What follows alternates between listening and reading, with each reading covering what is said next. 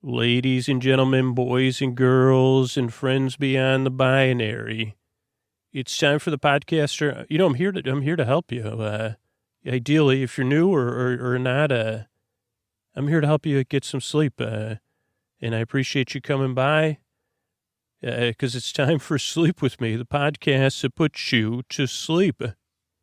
And if you're a regular listener, if you could just pay attention, because these are the ways we keep the show regularly coming to you. Or when your hand hits the fridge tomorrow, remember, just pull up your phone or sit down at your laptop, sleepwithmepodcast.com/sponsors. Thanks. Hey, I was just wondering if you're one of those listeners that listens to Sleep With Me all night long, like you listen to 4, 5, 6, 7, 8 hours of episodes a night over and over again. If you do that, if I could really ask you to really think about like becoming a patron, you're really like a super user, a super fan of the show, and I could use your help. Like if you're listening to more than one episode a night, more than a few nights a week, I'd just like you to consider becoming a patron. sleepwithmepodcast.com/patron. You see, oh wait, yeah, and then I can help keep the show going.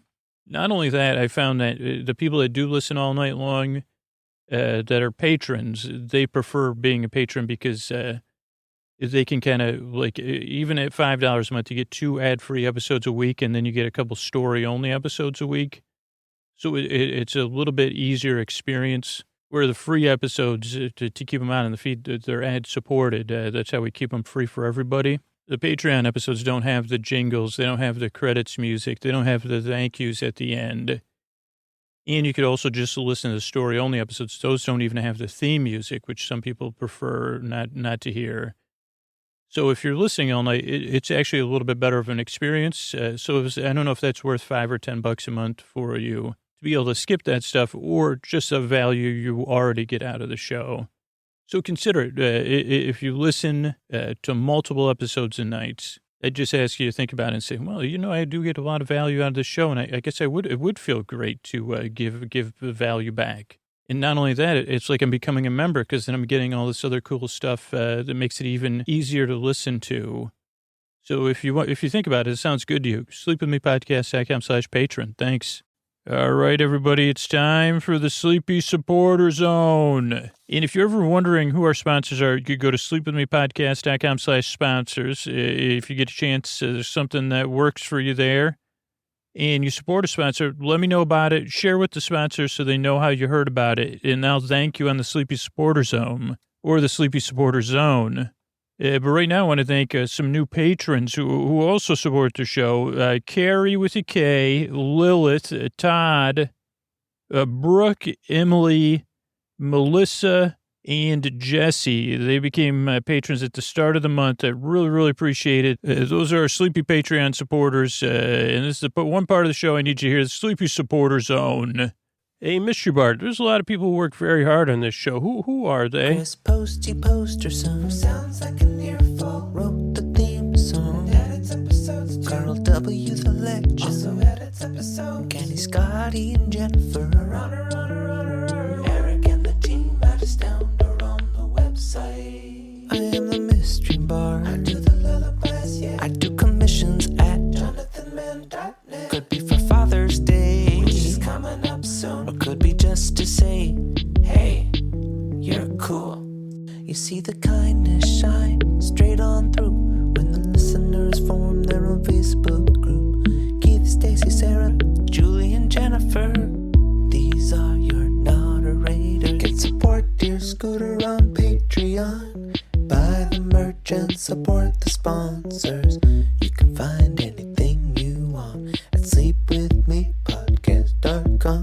And we're so proud that we could dance to be part of Nine Vale Presents. So now on with the show. Thanks, Mystery Bard. I'm at Dearest Scooter on Twitter and Instagram. Thank you, everybody who shares the show, whether it's in your personal life or in your social media life or, your school, work, wherever it is.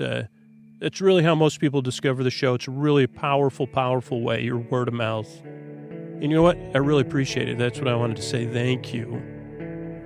And what do you say we keep the show a-going? Hey, are you up all night tossing, turning, mind racing, trouble getting to sleep, trouble staying asleep? Well, welcome.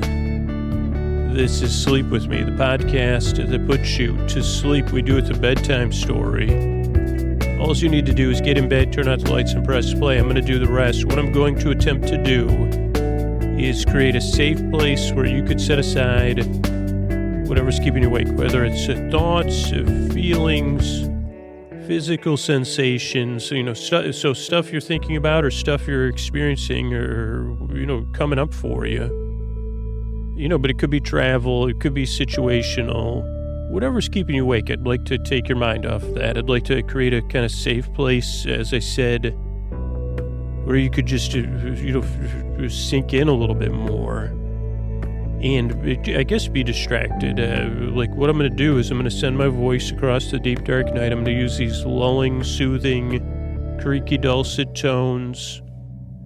Pointless meanders. Believe me, I've got plenty of those. I've got an arsenal of, when it comes to sleepy equipment, I put the arsenal of sleepy stuff.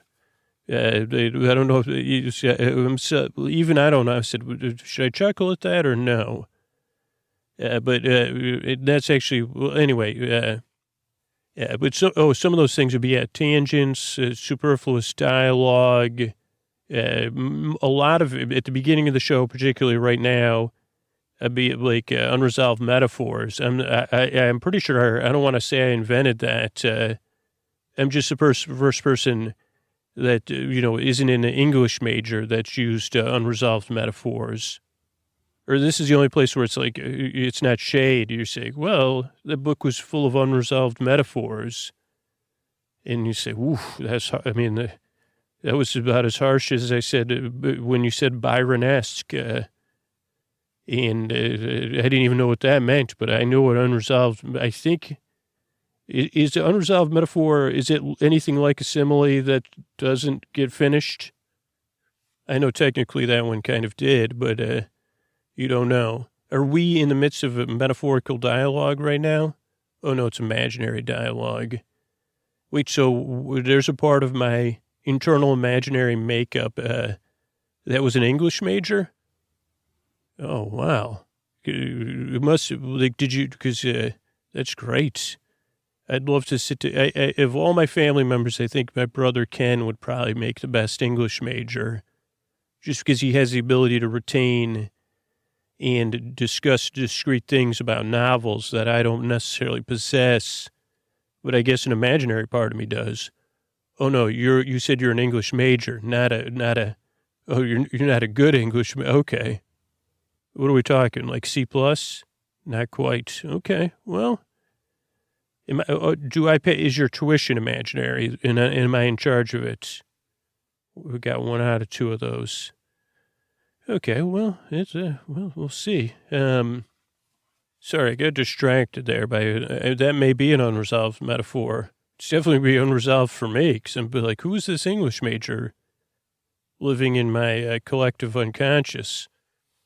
Living in my collective imagination.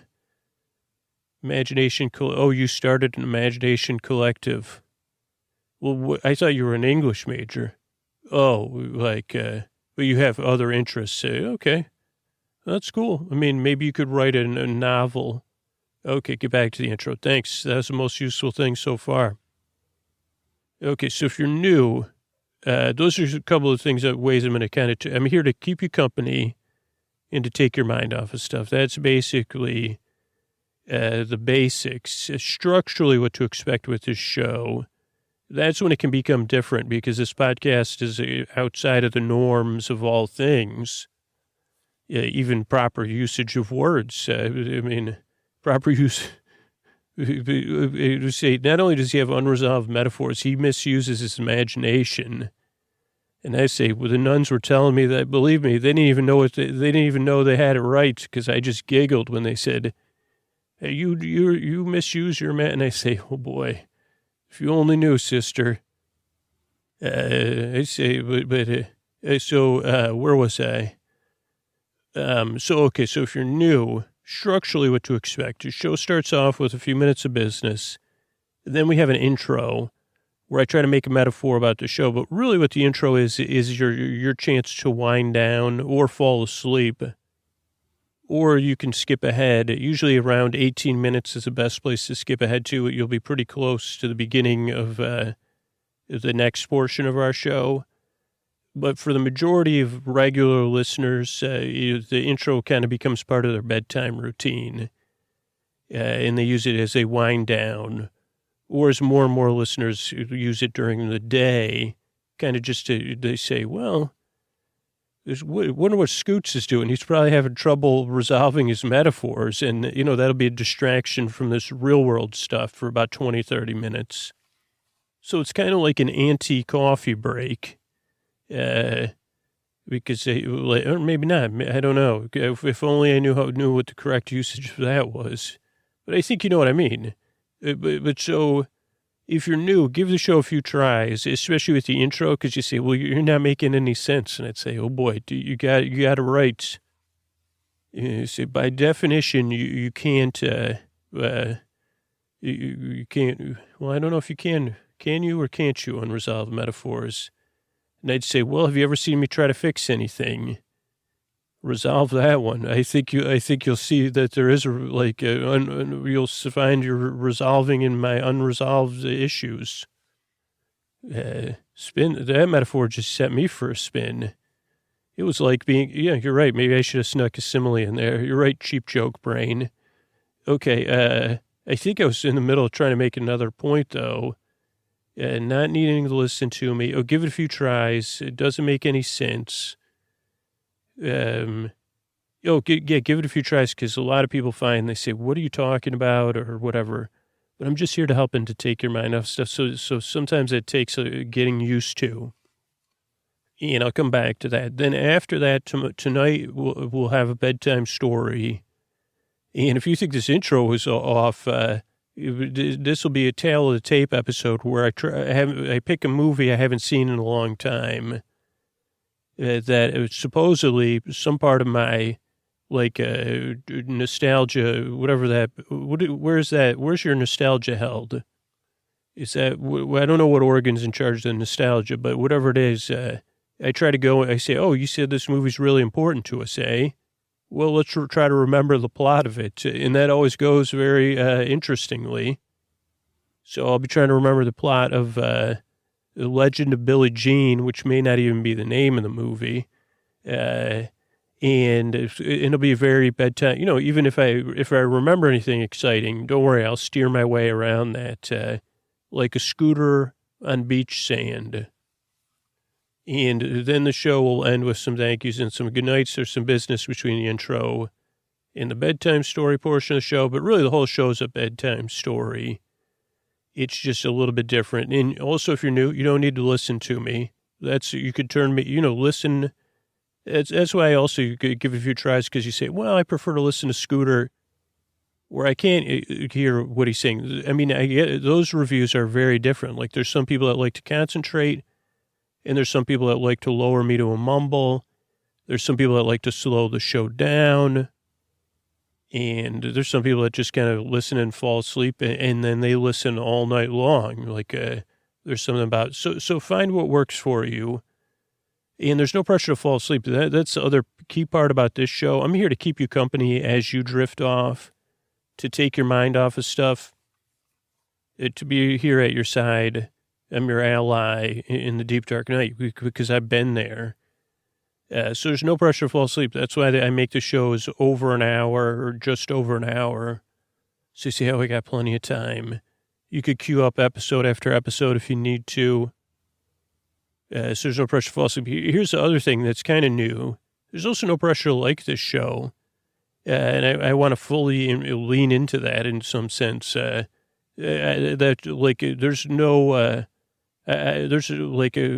only upside. I really want to help you.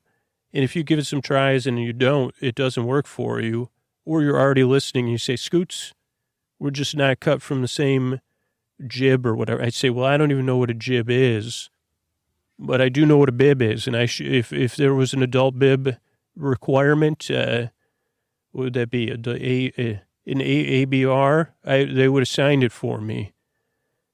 California passed its first ABR law, ABR 107, the adult bib requirement, just for Drew Scooter. He's required to wear a bib from now on. And it's a great, that's a law I could get behind. Does it have the little catch thing that the modern bibs have, like the bib trough?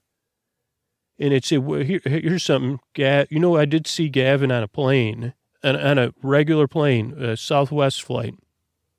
Not that, like during campaign season. And first of all, I spotted his hair literally at 4. I said, look, I thought it was I thought it was a flight to LA. And I said, there's got to be like an A-list celebrity on this flight. Cause all I saw was like a 4-inch by 4-inch patch of the hair in the crowd. And he was on the flight. And I said, oh man, I got to respect that move. But I'd say thanks for I was going to say Gav. Yes, Governor Newsom. Do you think I could like put like messages on the bib though? Okay, well we'll work that out. Great. I don't know where I was talking about before I came up with that adult bib requirement. Oh, some people might not like me. That's what I was saying. Or the podcast might not work for you. And I have a new thing, sleepwithmepodcast.com/no thank you. There, pretty simple. You'll find some other sleep podcasts. You'll find some other audio that I've used in the past. And then if you say, well, Scooch, the whole bib thing, you can find options to kind of channel that energy too. So I think that's it. Ideally I thought I'd have some more things, but I'll be doing a lot of thinking about this. Can I get a copy? Do I get a copy of that bill with the pen you signed it with, since I'm the only person it applies to? Also, who petitioned? Oh, my collective imagination petitioned, and they got it passed. Wow. First bill passed, it was a referendum. First referendum passed was a budget of 0. We, the people of the state of California, declare that the passage of ABR, the ABR, adult bib requirement, it could be altered though, right? For other people. I didn't realize well,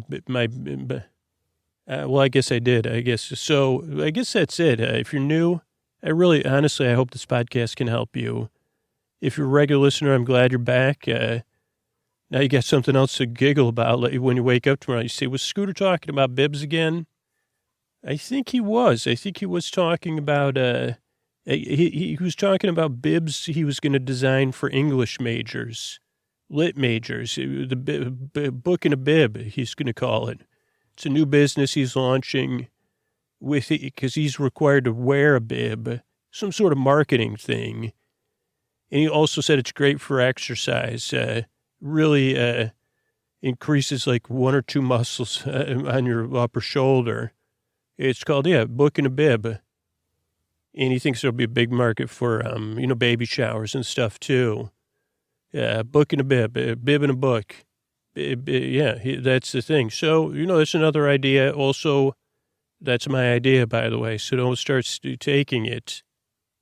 You heard it here first. Either or either. Bib in a book or book in a bib. Or bibbity book, because that's what I'd say. Bibbity book. Or bookity bib. Lookity. I've got a bookity in my bib. So anyway, I'm glad you're here. I really hope I can help you fall asleep. I'm a bit silly because I want to make bedtime feel a little bit less serious. But I'm serious about putting you to sleep. I work very hard. I strive and I yearn to help you fall asleep. And thank you so much for coming by. Here's a couple of ways we keep the show going. Hey, everybody, I don't know if you've had a chance to if you're enjoying our Game of Thrones coverage, Game of Drones. I know I love making these episodes, and I know they're our most popular episodes that we do make, but I also know they're not for everybody. And so if you're looking to skip the Game of Thrones content for the next 6 weeks, think about becoming a patron. On Monday nights, we're going to have an extra archived, like an episode that's not in the feed anymore. like a throwback to the 200s or the 300s. So you have a little bit extra content. If you're a $5 and up patron, you also get a Tuesday night, a story-only episode, and then a new episode on Wednesday. $10 and $20 patrons also get episodes on Thursday and Friday, story-only episodes and all intro episodes and stuff like that. So if your Game of Thrones isn't for you, but you get a lot of value out of the podcast and you count on it being there, and you want to be a rebel and pay for a free podcast, you're wild like that, become a patron. Then you'll get even more stuff to listen to in season or out of season of Game of Thrones. There's a podcast feed full of stuff, secret messages, a lot of fun stuff, ringtones, all that kind of crazy stuff. And you're wild. You're paying for a free podcast. You can do that at sleepwithmepodcast.com/patron. Thanks. All right, hey everybody. Tonight's episode is another. I think it's been a little while since I've done one of these. It's a Tale of the Tape episode, and normally, usually sometimes these are seasonal, but this happened to be. I'll kind of walk you through the structure, when this came up, and then so structurally, what I'll do is the Tale of the Tape episode is basically taking a movie I used to watch as a kid, and to some of you, these will be movies you have no familiarity with, and you could check out in a movie I haven't seen in a long time, and then try to remember the plot of the movie. Basically, it's a movie that had great meaning to me when I was a youth, and say, well, Scoots, if that movie was so important to you, what happens in the movie? I say, well, good question. And I kind of found by accident that this structurally works. And then we kind of, as we'll see how it unwinds, if we have time at the end, I'll kind of look up some facts about the movie or the plot and kind of some articles and see how it matches up. But to start with, I like to go in mostly with a little information, though there has been times that, that hasn't worked out. But that's the beauty of editing and pausing it. And here's the first thing I'll misremember, but this just happened yesterday, was I was driving. I was coming back from a road trip, and a song came on, and now I can't think of who sang it, but it's an 80s song, and it's We Are Young, I think is the, and there's a couple of songs, We Are Young, so this might not be the one you're thinking of. And it's not sang by, oh, good boy. Well, so this is already, maybe I'll think of who sang it. It's not Debbie Harry, but it's but it's an 80s songstress. Maybe Linda Ronstadt? No, probably not. I know who it is, in part of my brain, because this was literally yesterday. This song came on, and I said to myself, this is a song from the movie Legend of Billie Jean, which comes up on the podcast. It was one of the movies I saw in my formative movie watching years, it wasn't my formative years, going from a boy to a man. I was still a boy because my blooming was later than most. That's how I keep, such a youthful attitude now. But so, was it Linda Ronstadt? I don't know. It's not, who sings that other song? Really great song. Who sings the song that I used to make up a ton of parodies of it? I don't know. I Love Rock and Roll. I don't think it's that person either. That's Joan Jett. But I'm in that. It's somewhere in that ballpark. I'd say very Joan Jett-esque, or if Linda Ronstadt is who I think it is. I think today you'd call it power pop, maybe. But so that was one of the songs from the movie, and it made me think this movie, The Legend of Billie Jean. And I have great fond memories of it. So we'll get into, we'll talk about it. I guess to start, let's get to it, right? Okay, so The Legend of Billie Jean, I don't think I saw it in the theater because I was probably too young. I'm almost positive of that. But then, like I've talked about on the show, there was this great period in my life where there was some special for HBO or whatever the package is, that we had HBO in my house for 2 years. And this is when I was exposed to a lot of things that would permanently impact my life in a positive way. Not necessarily the news, kids in the hall, and I watched a lot of movies. I think they're probably on during the day. And we would either tape the movie or we just watch it over and over. So this movie, Legend of Billie Jean, and again, I don't know how it holds up, but it really is an interesting movie, zeitgeist-wise. I think, and in a powerful way when you think about, well, how I remember storytelling.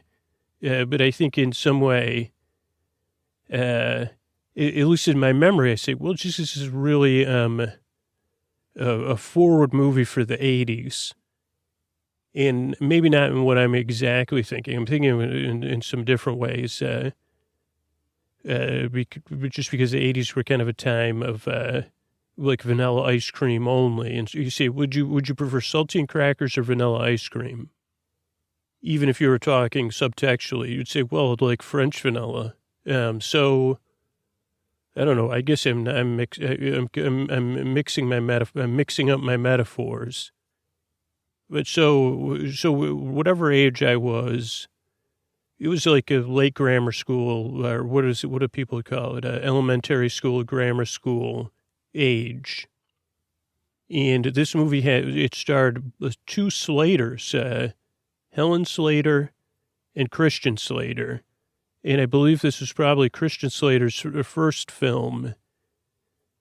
And I think Helen had been maybe in one or two movies, like in a starring role, but she was the star of the film.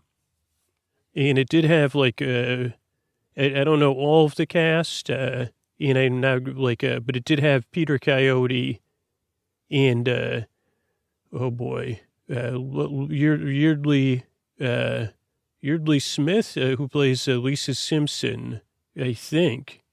Or maybe not. Maybe but anyway, yeah, I may be wrong. So I could be wrong on that one. Maybe, I'm almost positive she's a voice of one of the Simpsons. Maybe it's Marge.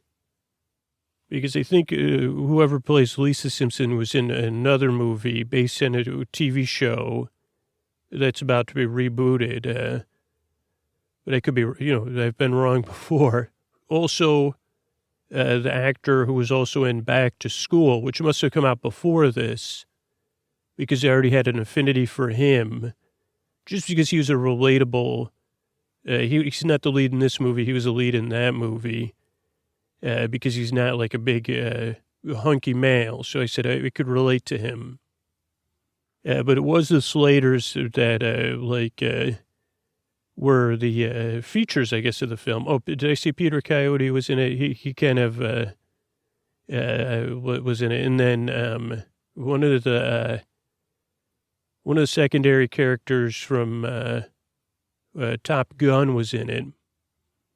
I want to say his name's Hobie Cat, but I think that's the name of like a pontoon, like a sailboat. Maybe his name is Hobie, though. Hubie was his name in the movie. I don't know. We'll look it up later. But so Helen Slater and Christian Slater, who I continue to have great affinity for, and particularly Christian Slater, he went on to be in Gleaming the Cube not that long after this movie, which is another movie. I don't know if I watched it quite as many times. It was a movie I liked a lot. A couple of my siblings love it. And I think I would love it if I'd watched it more, but I guess I just loved this movie a little bit more than that. And I don't know what else to say. I mean, particularly I'm proud of Christian Slater just because of, he's just in Mr. Robot, and he kind of had like a career with a couple different lives where he was expected to go one way, then he kind of had a period where he was a little bit absent, and then he came back in a different direction. And he was really good in The Contender. I think that was a movie, which was like his kind of comeback. Then I'm not exactly sure because I don't watch a lot of TV, but then I said, is that Christian Slater and Mr. Robot? Holy cow. But maybe Helen Slater's best known to people. I think currently is in Supergirl was originally in the movie Supergirl. I think it was also in the, what was that one Superman TV show that was like a rom-com? Clark and Lois, maybe it was called. I don't know. Lois and Clark. The New Superman. I think that's what it was called. Yeah, but so, what was my point? I'm a big fan of the Slaters. That's, I guess, what I would do, so I guess we could talk about the movie now, if I could remember how it opens. And there is a bit of irony, because one of the focuses of the movie is a scooter. And this was back in the 80s. And so scooters in the 80s are different than they are today. They didn't have, probably at some point they did have the foot power scooters or the electric scooters that people, especially in cities in America, you say, okay, well, you may be a subject that it brings up feelings for people. And at some point, like in the 80s and the 70s, people had things called mopeds, I think was what they're originally called. And when you would see romantic things like in Italy, people had scooters, which were like lower powered, like a less than a motorcycle, but still you could get around. And now that I'm kind of thinking of the opening images, I'm pretty sure this is just where I get a bit mixed up. But I'm pretty sure the opening images of the film were Helen Slater kind of returning home from work, like whatever her job was, in a beach town, which I'd assume was like a service job in the beach town. Maybe they showed her working or getting off work. Yeah, maybe she worked in some cool beach-related thing. And then cruising and kind of seeing that she was a very, well-liked person, maybe. And then going back to a beach house, which you say, well, what age range was? Then that's another good question. And I'd say, I honestly can't tell if, like in the movie, I'm trying to think if she was like the adult, like maybe in her somewhere between 18 and 22. There didn't seem to be an adult figure, but I could be wrong. But she goes back to the house and her brother's there, Christian Slater. She's Billie Jean. Her brother is maybe Pyatt, or is Pyatt one of the, I don't know, but, I can hear her saying it, and she gets home, and I'm pretty sure right away it establishes that she's very close with her brother. She loves her scooter. But now I'm thinking that maybe her brother had a scooter. So this is one point where I'll just definitely admit I'm probably wrong. This is why it's the tail of the tape in my mind. But I'm almost positive I could see her on a scooter, right? In the opening of the movie, cruising and driving along. Though I could also be remembering a movie with Linda Hamilton, and maybe getting Linda Hamilton from a movie she was in with the Governor. And she's, I probably am. I'm probably picturing Linda Hamilton riding back on her scooter to her house, in equating that with Helen Slater. So that could be, this is where the tail of the tape, to say, well, those tapes were, we dubbed over that and accidentally, we had to, this was back when you had to use a VCR.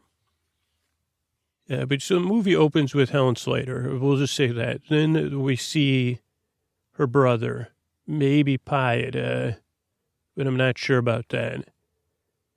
Then we find out that, her brother, Christian Slater, his pride and joy is his scooter that he saved up all his money for and really loves. And then very quickly, I guess, to keep the action moving, maybe the other characters are established, which are two friends, neither of which's name I'm going to remember, but two young women that are, I guess, friends and neighbors, and I don't remember their names. One had longer hair, one had shorter hair.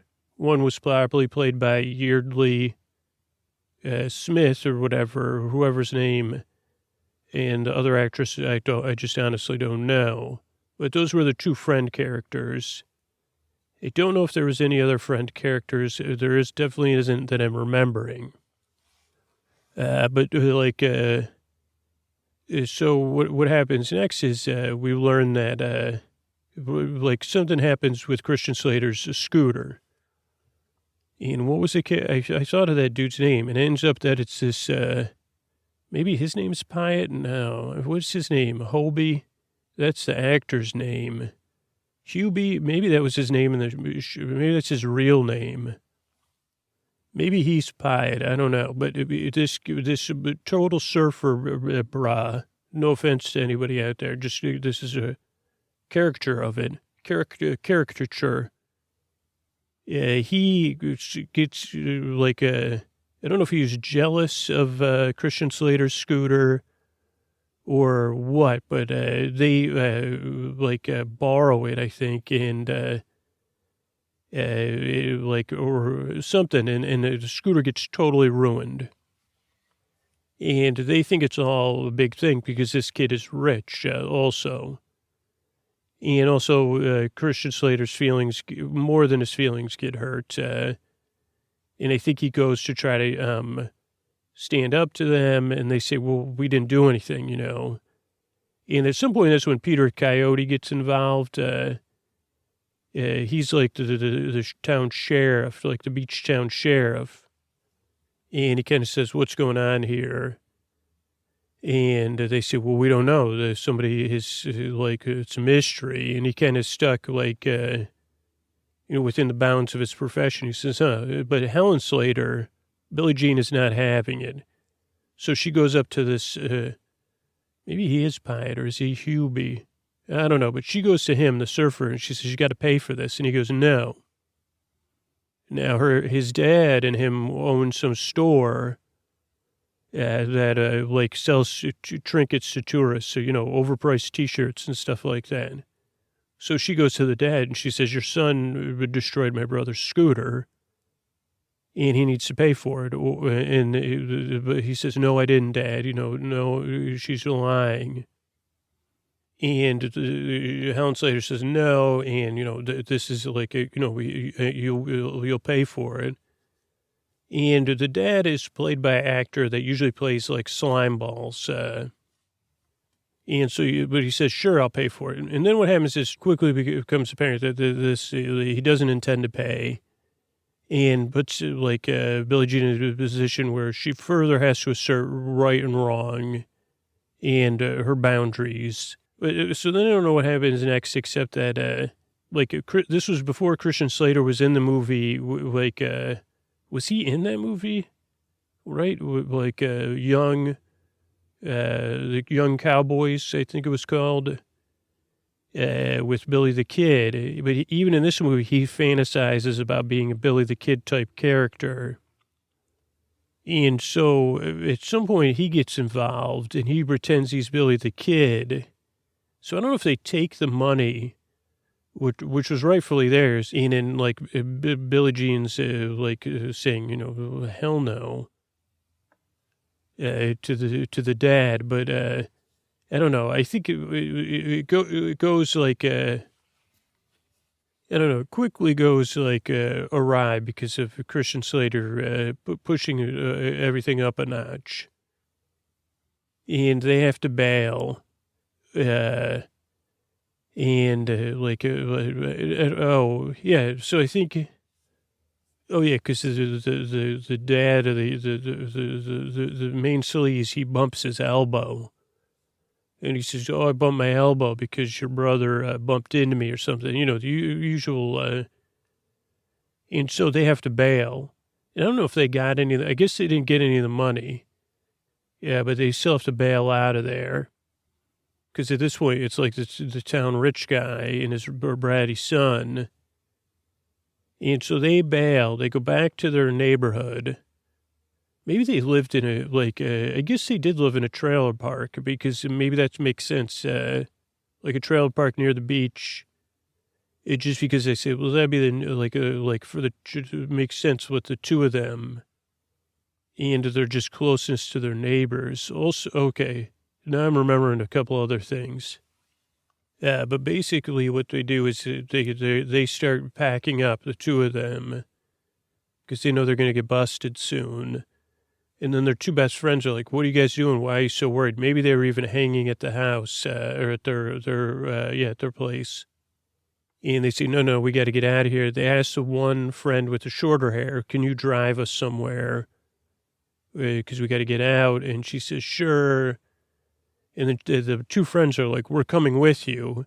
And, the one friend, she's younger, with the longer hair. She's kind of like wanting to get away anyway.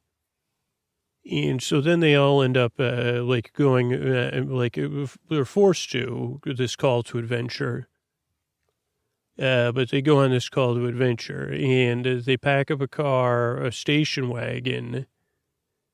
Now, this is where I guess my memory gets mixed up, whether the station wagon was a station wagon for, what's that place called, mini golf, or if they go and they spend the first night, or maybe this is just a dream of mine. I mean, it is a dream of mine. The first place they go to hide out is like a mini golf place that I guess would be closed down, maybe because it's the end of the summer. I don't know, but that they're hiding out inside a mini golf place. I mean, that would make sense that there is a mini golf place, or if they're just hiding out in the what do you call it? The station wagon, and it's just full of mini golf balls. But so I'm not sure about that, but at some way they hide out, and then suddenly it becomes like this big deal. Like, because the dad, I think the dad puts up his own reward for busting Billie Jean. Because Peter Coyote's like, okay, we'll catch, I mean, whatever, like, and the dad's like, no. So he kind of makes like a big reward to catch Billie Jean. And this is one aspect of it, that it was like, this would be the rest of the movie becomes what people now call going viral. Like over the whole rest of the movie, it becomes the Legend of Billie Jean, that she becomes viral.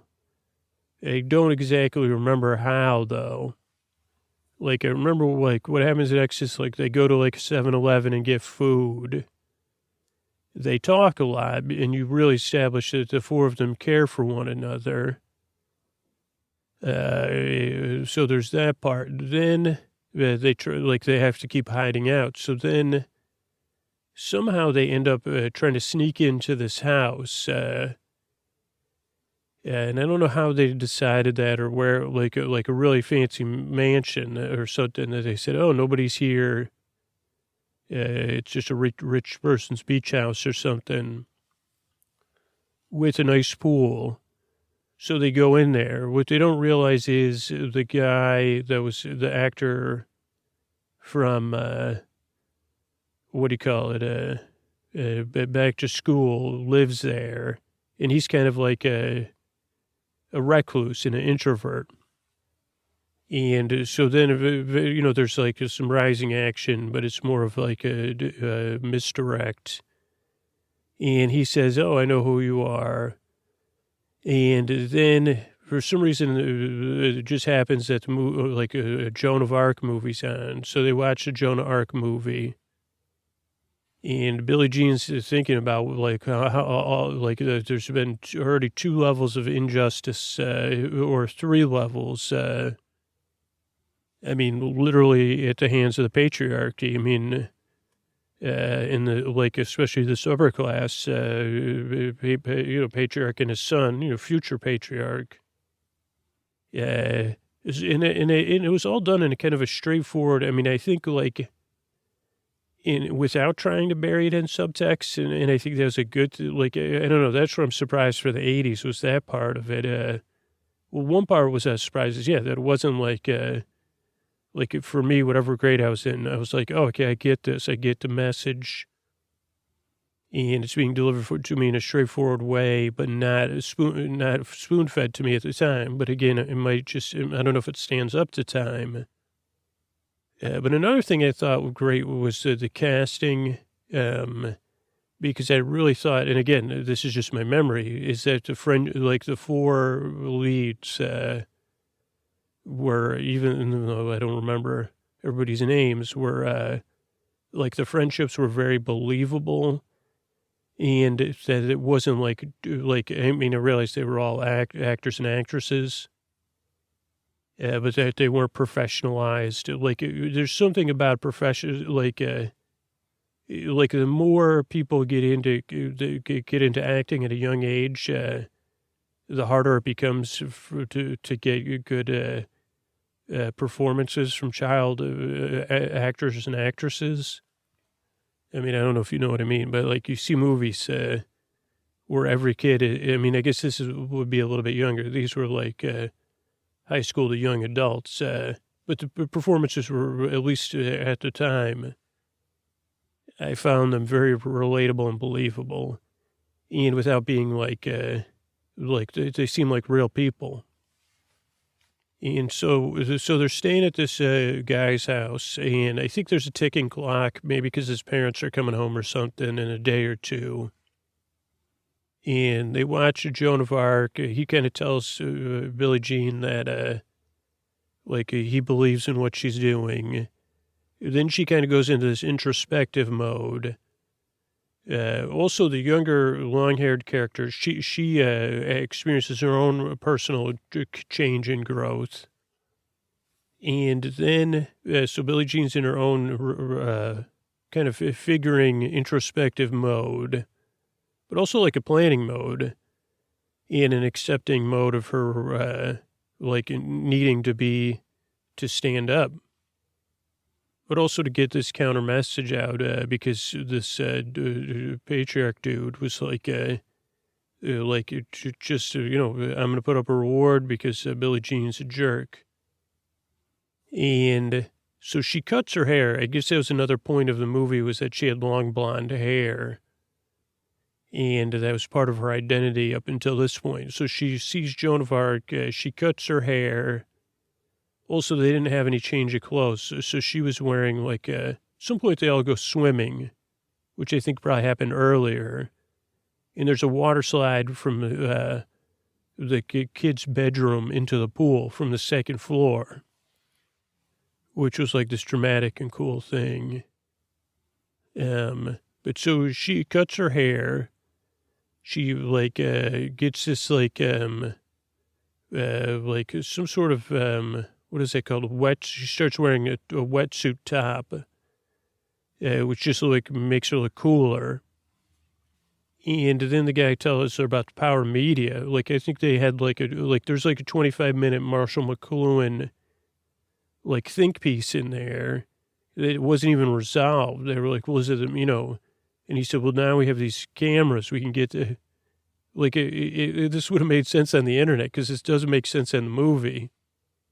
But at this point, for me, my belief was suspended or whatever, my disbelief. But so she films this thing where she says, here's what really happened. Or I'm going to, or she says, let's settle this it's two honest people. She says to the dude's father, I'm willing to settle this. You pay for my brother's scooter or something like that. And she sets a time again, I'll meet you here. I think that's what happens, because then it becomes this, and she also makes a speech where she says, fair is fair, which is basically your son damaged my brother's scooter, needs to be replaced. Now you're making up all this BS to cover your son's tracks, and karma's coming. Now, meanwhile, because of this, the father figure trying to hype all this, it becomes even more hyped. And what happens is, everything becomes viral. Billie Jean becomes viral in this positive way. The dad keeps hyping up his reward, and she really does become this legend. And she becomes this inspiration for people standing up to old white dudes. I mean, basically, and just a self actualization. I don't know if that's what it is. Like a bit of standing up for yourself and saying this is wrong. Fair. I don't know if it's fair means fair. Yeah, I think it's fair means fair. So, they have some montages of them. Wait, there's another point where they go somewhere to eat and they meet a bunch of kids who know who they are. Maybe they go to a party. I don't know if it must have been after the video came out. Or they go somewhere. Yeah, but I think they went to a pizza place. They got free pizza. And maybe a bunch of other free stuff. Maybe they went to a store. And the kids that ran the store said, oh, well, my parents own the store. Like, maybe something like that. So they start to get like this groundswell of support for Billie Jean. And again, it might seem tropey, but then even the dad starts to capitalize selling Billie Jean T-shirts because he like to exploit to commercially exploit her rebellious image. And I think then a radio station even offers to give them a scooter that's in the brother's like, well, we should just take a scooter from the radio station. And they say, Billie Jean, just come get the scooter. It's waiting for you. And Billie Jean's like, no, we're getting the, we're getting the scooter. Then I think the dad even, I don't know if it's a dad or somebody else erects this giant, like, paper mache, but a 20-foot statue of Billie Jean. Yeah, there must have been another, like, plot twist, but at some point they have to go down to the beach now. At this point, it's viral, so there's tons of people at the beach waiting for, it's like Billie Jean Day, like Legend of Billie Jean. We see everybody's, like, she's become a fashion icon. And then, of course, like, the hype that Billie Jean's, like a subversive force because of the dad, so there's a lot of, like, Peter Coyote stuck in the middle. And also the two friends get dropped off with Peter Coyote. He says, okay, what's going on? They say nothing. Billie Jean just, like, but then Peter Coyote loses, like, jurisdiction. So then it becomes this whole big thing. And then they say, well, will you meet with her? Like, the dad, and then we'll just, then we'll bring her in or whatever. Or are you really going to give her the money? And of course the dad, he's like slime. So, I can't remember what he does, but he says, oh yeah, I'll give her the money, and then you can bust her and then give me my money back or something. Or no, he refuses to. So Peter Coyote has to put up the money maybe. Yeah. So, but I don't know. So they basically, it all culminates at the beach meeting. And the dad pulls some stunt at the very end. And it ends up like, I don't know, it ends up like with this very dramatic ending. I don't even like, where I think the dad hopefully gets, and his son get busted.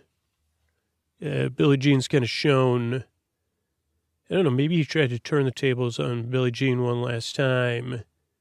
But she kind of says, well, this is exactly, I think like in the court, like right in front of everybody, she says, well, this is exactly what happened. I don't know. Then the dad pulls something that was stunting one last time. Then Christian Slater bumps his elbow. I think just because the dad pulled something. So then Christian Slater bumps his elbow. Peter Coyote's trying to keep everything calm. Then everybody worries about Billie Jean. Then her statue gets knocked over. And the dad, all his merchandise gets wet. Like a giant wave comes in, basically. And it takes out his merch tent, which is great. And he said, no, I'm losing my Billie Jean T-shirts. And I think that's how it ends. But let me look up some stuff just to get some facts here. Because I really don't think I'm doing the movie justice. So there's two, let's go to Wikipedia first. So it came out in 1985, made $3.1 million at the box office. What rating was it? I don't see what rating it was.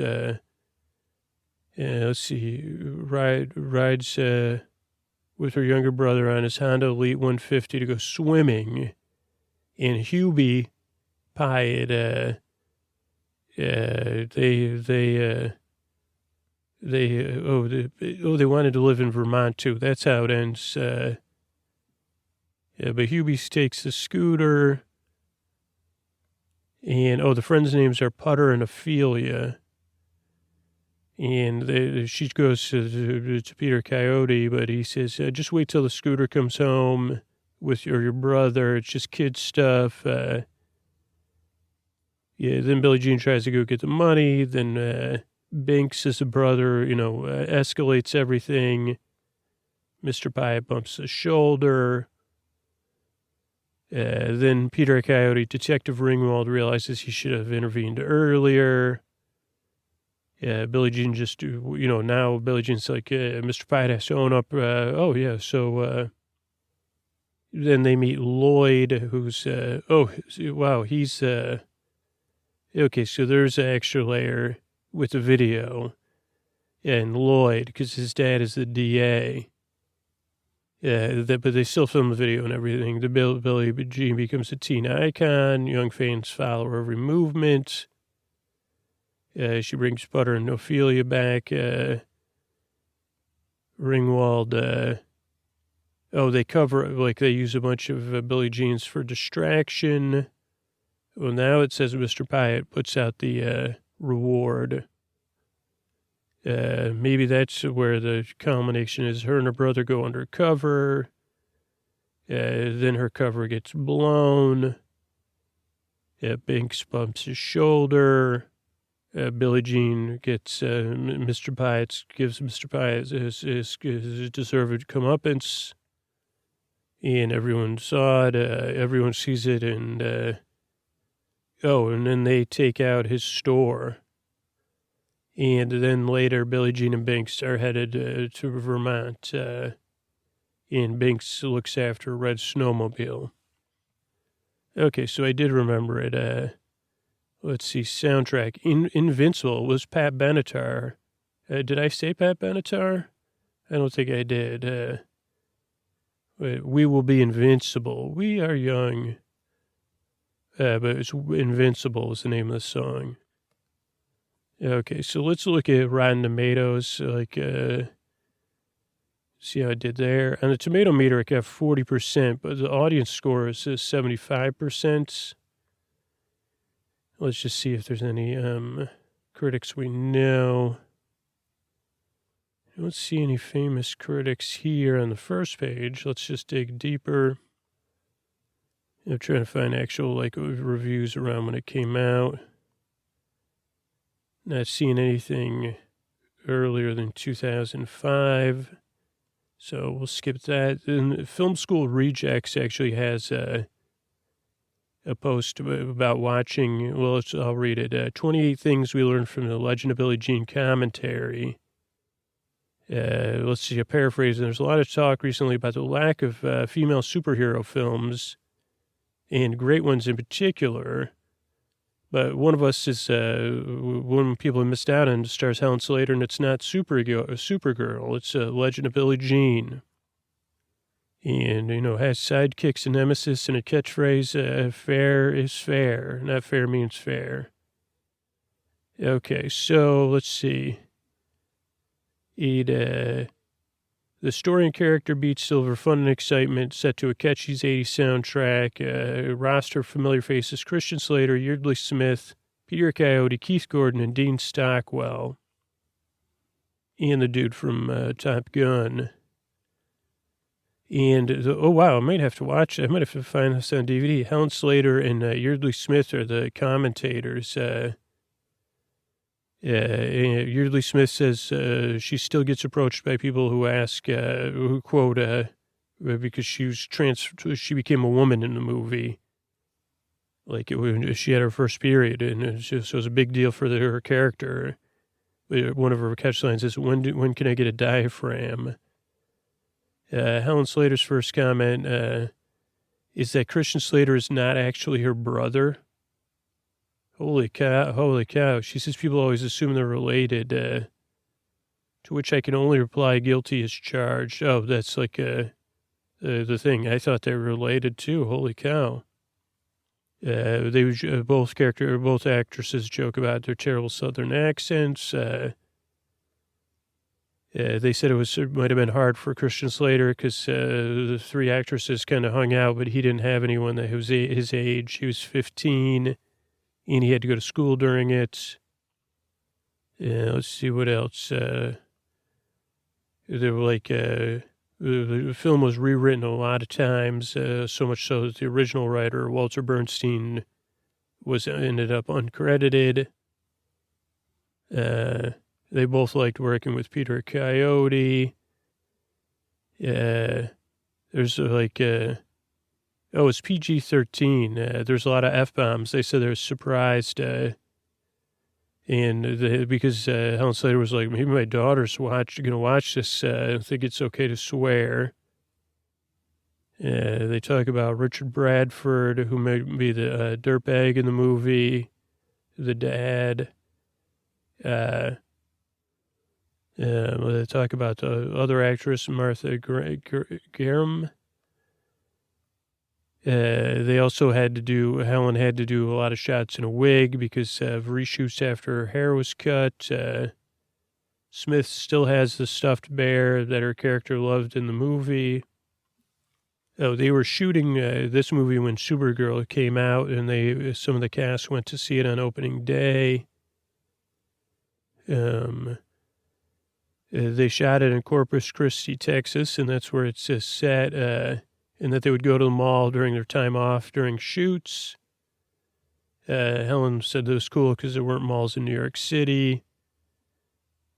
Let's see. Yeardley Smith was 20 when she shot the movie. Her character was 14. Let's see. Both were watching the film for the first time in a long time. And Helen seemed very taken with the various themes woven through the simple plots. She comments on the power of media, truth, and betrayal through the whole film. While talking about the writer Bernstein's struggle. Billie Jean's transition from long to short hair happened off screen. Talk about the haircut. Let's see. They have Smith's most regrettable scene is Putter's first period. Smith asked Helen if Keith Gordon was a good kisser. I don't know. I don't remember that scene. Smith asked Helen. Oh, I guess Keith Gordon is the he must be the guy from. Sorry, Keith. Keith Gordon is the actor that was in. I can't remember the other movie. Back to School. Helen says she still gets fans, people that approach her, referencing this film more than any other. Let's see. Putter's haircut protest scene initially called for Smith to cut her incredibly long hair, but she resisted or protested. So she wore a wig. The Big Beach finale strikes both actors as a mystery. Neither remembers what happens. Same here. And then they remember that Christian Slater's wearing a dress. They regret not keeping any swag from the movie. Helen wishes she kept some of the Frisbees they had. But they said the one item Helen did keep was a sweater from the last scene in Vermont. And the final thoughts from Film School Rejects. After seeing it in 3 decades ago, it became one of those movies that I never sought out but would watch again on the rare occasion I came across it on TV. But since picking up the new Blu-ray, I've watched it twice more. Once to reacquaint myself and once with the commentary. And both viewings were good fun. Commentary shows Slater and Smith in good spirits, even though as they humorously struggle to remember the movie they're commenting on. They recall plenty of small details, but Henry having them wonder how the movie ends priceless. Well, I'm glad I'm not alone.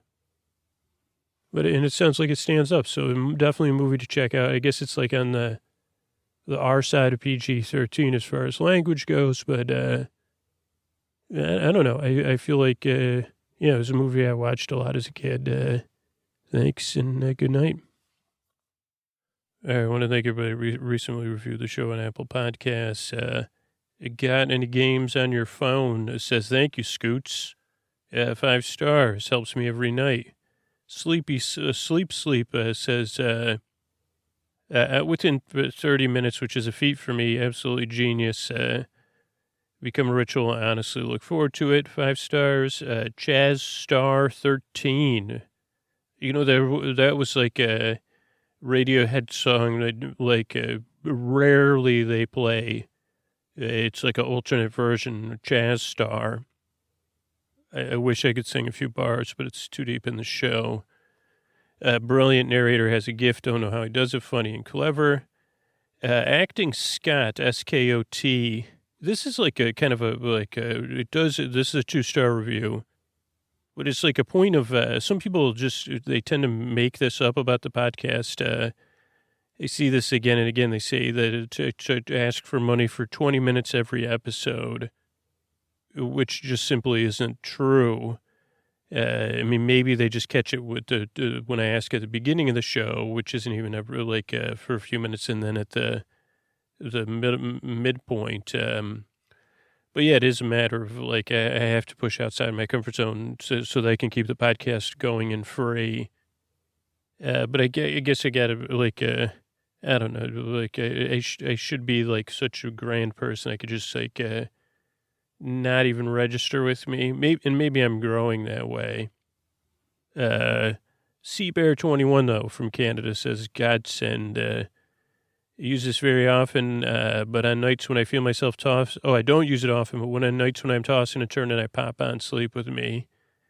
The TLA, I like that one. They said they were using the Calm app, and then they moved over to this podcast, and it puts them to sleep in 5 minutes. Thank you. Pippy Cat says, I'm new and you're awesome. I've been listening to podcasts the last couple of months, have found it to not only be good for bedtime, but wonderfully distracting. Blocks out grumbly people. Thanks. Ava R says, amazing. Using it for a month, so good. Max 20 minutes, 1,000% recommend it. Yacht Z says, sleep with me. Sleep with you every night, and now I can do it farm free, and can't wait for the next round of Game of Thrones. Truly was a big help. This is from Cosmic R to the A to the T to the S. Don't know where to start. Been dealing with many things. Now I'm in school, which causes other things, which, it has made it hard to sleep, and other things coming up at nighttime.